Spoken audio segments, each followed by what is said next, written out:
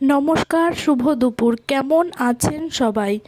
আজকে নতুন একটা রেসিপি নিয়ে চলে আসলাম, হেলদি হেসেলে।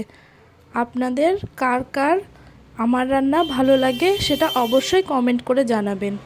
এখানে আমি নিয়ে নিয়েছি শোল মাছ। আমি আজকে রান্না করব শোল মাছ দিয়ে মেটে আলুর তরকারি। আমি মাছগুলোকে নুন হলুদ মাখিয়ে নিয়েছি খুব সুন্দর করে। এবার দেখুন তেল গরম হয়ে গেছে। এবার মাছগুলো আমি ভেজে নেব খুব সুন্দর করে। মাছগুলো লাল লাল করে কড়া করে ভেজে নেব। শোল মাছ দিয়ে মেটে আলুর তরকারি কার কার ভালো লাগে? আলু কিন্তু আমাদের বাড়িতে হয়েছিল, মাছ কিন্তু বাজার থেকে কিনে আনা হয়েছে। শোল মাছ আমি খাই না, সেই জন্য একটা ভোলা মাছ দিয়েছিলাম। আর এইদিকে দেখুন আলু আমি পিস পিস করে কেটে নিয়েছি। মাছগুলো কিন্তু খুব সুন্দর করে ভাজা হয়ে গেছে। আর এইদিকে আমি বসিয়ে দিয়েছি আলুটা একটু সামান্য লবণ দিয়ে সিদ্ধ করতে।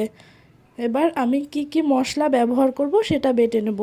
জিরে আর ধনে আর 3-4টে লঙ্কা আমি খুব সুন্দর করে একসাথে বেটে নেব। এই দেখুন মাছ আমি লাল লাল করে ভেজে নামিয়ে নিয়েছি, এদিকে আলুও সিদ্ধ করে নামিয়ে নিয়েছি।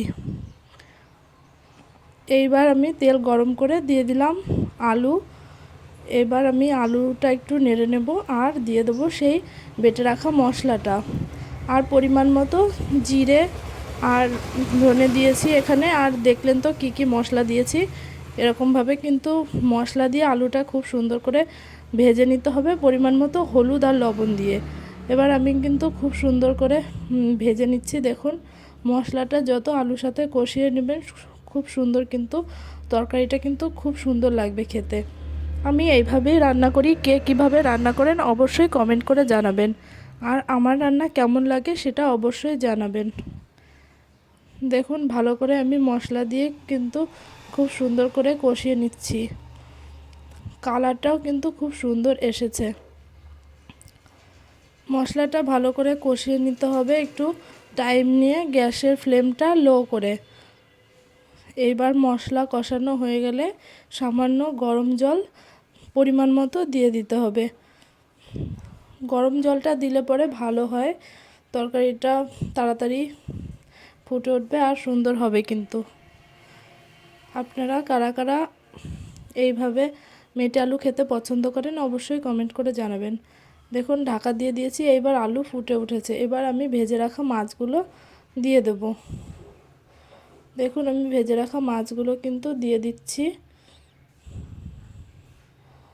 এটা কিন্তু ভোলা মাছ ছিল। কে কে পছন্দ করেন আমার রান্না অবশ্যই কমেন্ট করে জানাবেন। আর ভালো লাগলে একটা লাইক কমেন্ট শেয়ার করে দিয়ে বেল আইকনটা প্রেস করে দেবেন, তাহলে কিন্তু নোটিফিকেশন আপনার কাছে চলে যাবে।